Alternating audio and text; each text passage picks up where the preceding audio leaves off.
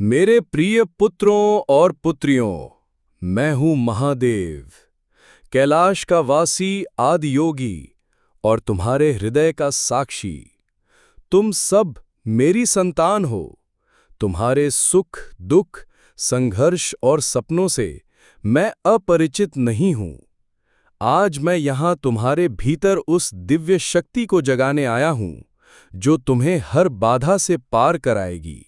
जीवन में कठिनाइयां आएंगी, जैसे अंधकार के बीच बिजली चमकती है, वैसे ही तुम्हारे साहस को कठिन समय में चमकना है। याद रखो, न ही कल्याणकृत कश्चित् दुर्गतिम तात गच्छति। जो कल्याण के मार्ग पर चलता है वह कभी पतन को प्राप्त नहीं होता।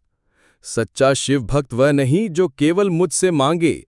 सच्चा शिव भक्त वह है जो स्वयं को इतना मजबूत बना ले कि दूसरों के लिए आश्रय बन सके।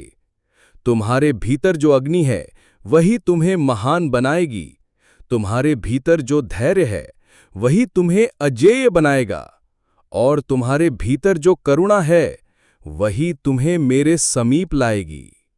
तुम शक्ति के पुंज हो, तुम योग के साधक हो, तुम मेरी संतान हो और मेरी संतान कभी हार नहीं मानती।